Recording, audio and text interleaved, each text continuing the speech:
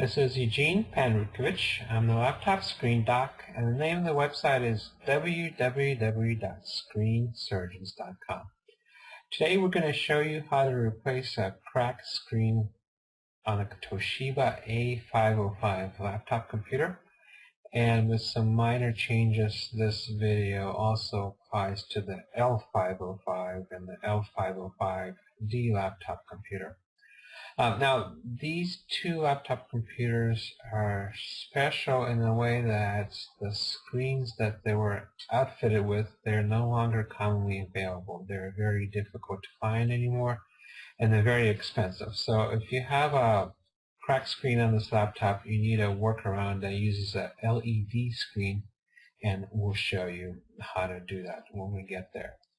Okay, first thing is we need to take the original screen out. And before we do anything with the laptop, we want to remove the battery. And we need to slide two levers. One on the right hand side needs to be slid to the right so it's unlocked. And then one on the left hand side, this one, you slide it to the left. And then you remove the battery. This way we can work with the laptop safely now. Next thing we need to do is remove the screen bezel from the laptop. And the screen bezel is held onto the screen assembly by 6 screws. There are 4 down here and 2 up here, and they're hidden behind by some plastic covers. Alright, before we go further, I'm going to show you the tools we need. We need we need a small electronic screwdriver with a PH1 head. PH stands for Phillips, and 1 stands for the bit size, for the screwdriver bit size. And just in case, we also have a smaller PH0 bit C if we need it for the smaller screws. We also need an X-Acto knife. I'll show you why we need that later. And a pair of metal tweezers to remove screws that are stuck, and some sort of prying and opening tool, preferably plastic, so you can use a custom tool like this, or if you don't have anything that looks similar to this, you can use a guitar pick or a butter spreading knife from the kitchen will work just as well. Okay, so the first thing we want to do is remove the screen bezel and remove those plastic covers. This is what we use the X-Acto knife for. We lift those up with the X-Acto knife, and I like to stick them on the side so I don't lose them. There's 6 total that we have to remove. Alright. Sometimes it's easy, sometimes it's hard. But if you damage these a little bit, it's okay because they're not really that important. They're more for cosmetic reasons. Alright, 5 and 6. Alright, next we use the screwdriver for the PH1 bit and remove the screws.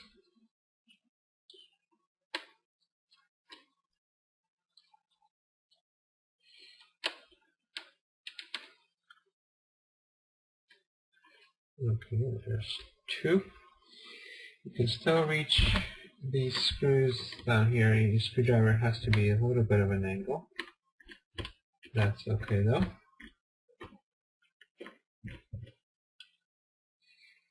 And we keep all the different sets of screws in separate piles. So all these screws go into one pile, like so.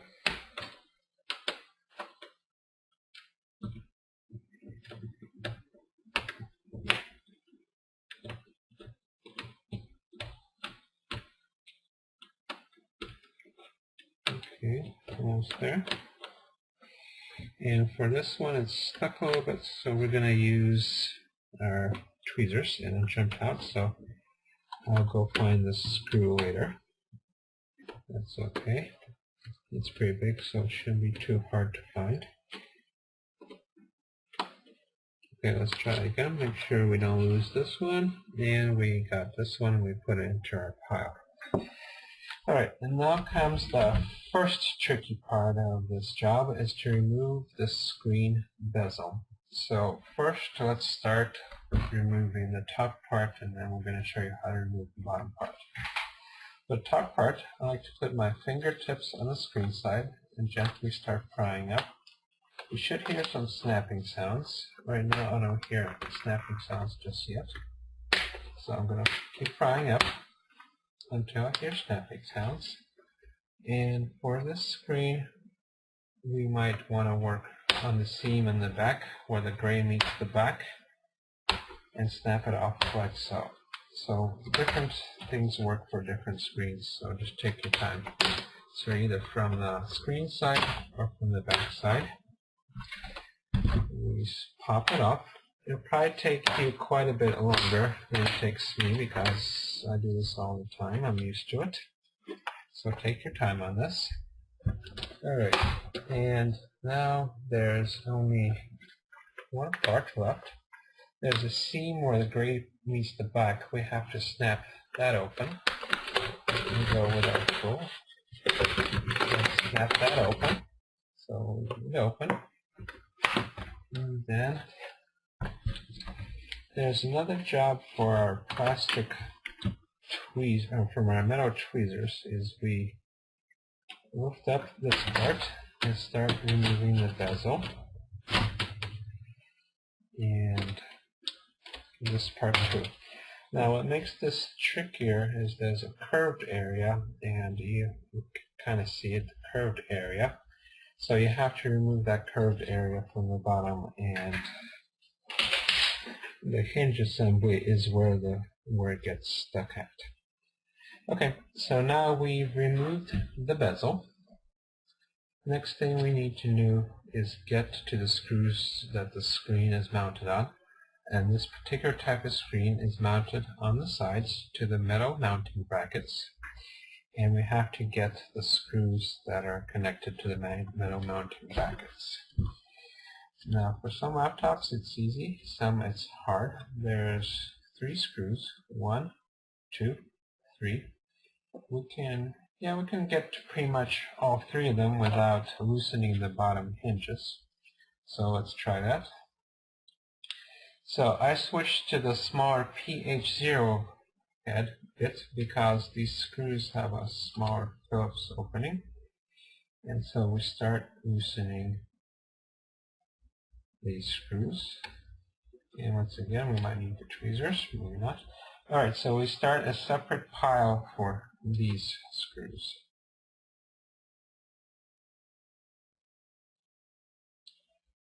Like so. And 3 screws on each side. Almost there. Now when I do this part of the procedure, I want to have the screen assembly tilted back a little bit, because once you take all the screws out, you don't want the screen to fall down on you, so you want to tilt it back a little bit. Okay, we do the same thing on this side. There's 3 screws on this side again.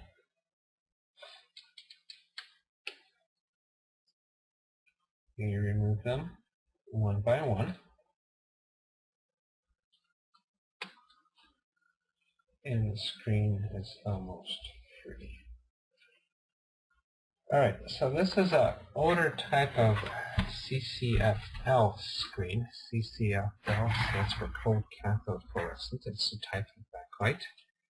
It has one connector for the backlight. So we pull that out like so. And this is the inverter circuit, so we're going to come back to the circuit a little bit later. And now we slowly tilt the screen forward, make sure there's nothing stuck there. And there's the second connector, and this is the video connector. That's where the video signal is going. There's some adhesive tape here. We remove the adhesive tape, like so. And next we just pull this connector out and it comes out, and the screen is free. Now, if this screen was widely available still, it'd be a pretty easy procedure. We just order a replacement screen exactly like this and just put it back in and reverse the procedure. Let's take a look at the screen part number. It's LTN160AT01. If you do a search on this, mostly you'll come up with a workaround solution. There might be one or two really expensive screens that exactly match this screen. So it's your choice which way you want to go. Now there's another screen that's identical to this one, and it's called LTN160AT02, and they're interchangeable and compatible, just for your information. Now let's look at the workaround. There's a newer type of screen out. It's called a 16-inch LED screen. It only has one connector down here, and the workaround is to use a cable adapter to change it so that it works with the older type of screen. So the adapter has two parts. One goes from the connector on the screen, and it goes to a different connector that the cable from this laptop connects to, and the other part connects to a little circuit board that takes the place of the inverter board that we're going to remove, and I'll show you next. Okay, so let's put this original screen to the side, and let's take a look at the inverter circuit board. This is the inverter circuit board, and this is the board that powers the backlight for the original screen. Since we no longer need it, we're going to remove it. And the way to remove it, it's only held by one screw to the back of the screen assembly. So we remove this screw, like so, and it has one connector. So let's take a look at the connector right here. So we carefully remove this connector. Now sometimes these break on you, so just take your time and I use my fingernails to pull on the tabs and just slowly work my way out. So this inverter circuit board is now removed and we no longer need it. Now let's see how we connect the new screen. Okay, so we have two connections for the new screen. One is the video cable that goes up here, and one is the connector from the motherboard that we just freed up, and it goes to this little circuit board. So there's two connectors on this left hand side. Just make sure you put in the one that fits, kind of look where the pins are and look where the sides are. So the one that's down here, it's a different size, so we're not going to use this one. And we're going to connect it directly to this one, like so. Let's get a close-up, see which you're looking at. So you have one connector, and the next connector is the video cable connector. So we're going to connect it here.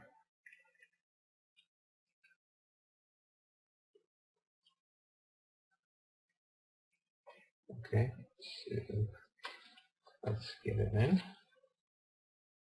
This one's a little bit tricky because it's not secure. It's just dangling around. Now, what I like to do is, let's see, there's my tape. Get another piece of Scotch tape and secure this connector a little bit more so it doesn't move around. And also another piece of Scotch tape to secure it down here where the cable assembly, the adapter cable, connects to the new screen. Alright, next we tilt the screen back. Now with this type of adapter, there are some brightness issues, I must warn you. So let me show you what to do next. What I'm going to do is connect the battery again. before I finish the whole replacement procedure, because we already have all the electrical connectors in place. Let's see, again, the battery doesn't want to go in. Okay, battery goes in. Okay, so I'm just going to leave the screen assembly in like this, and I'm going to turn on the laptop. It has a protective plastic film here, so I'm going to leave it on for the time being. I'm going to turn on the laptop, make sure things are working. Alright, so things are working. Let's get it to the main screen.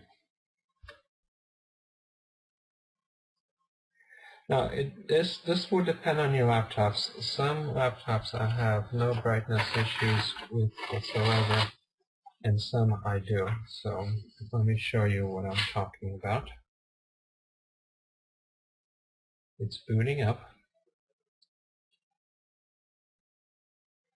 This is a Windows Vista machine, so this one's a little bit older. There's Toshiba A505 laptops that have the new Windows 7 operating system.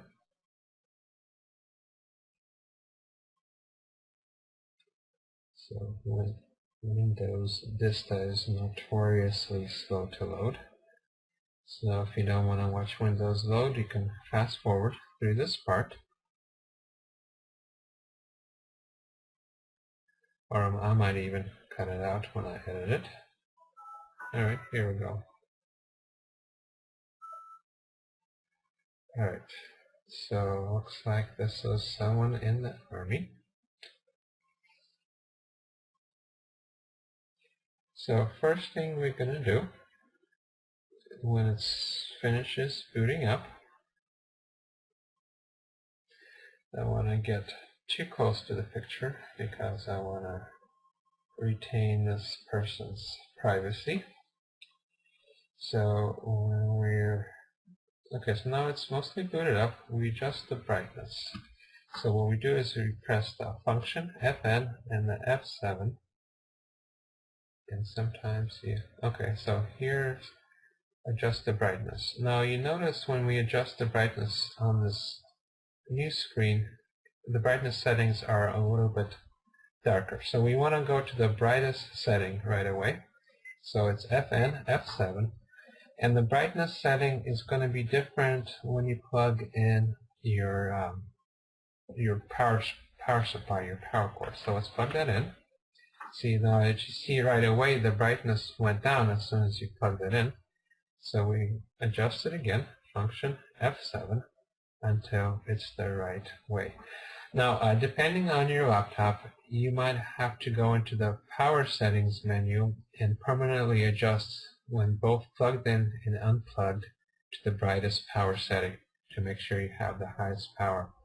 Now, if you happen to, after doing this procedure, if you happen to turn off and you find your screen a lot darker than this, that means your brightness setting was set lower. So right away, you need to do is function F7.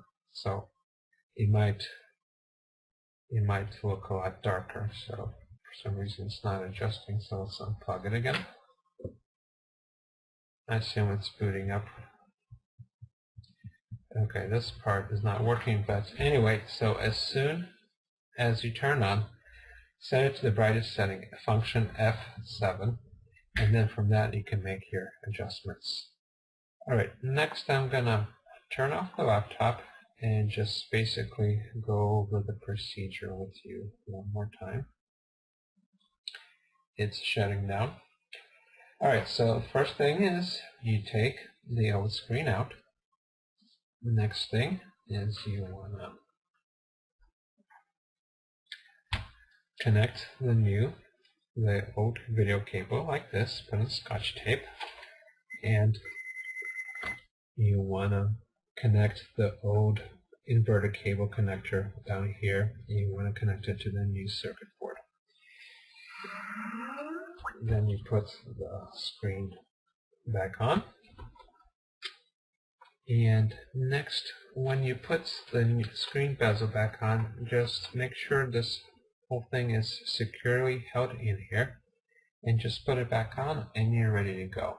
So once again, you put these screws back on, then you put the screen bezel back on and put the 4 screws back on, and you should be ready to go.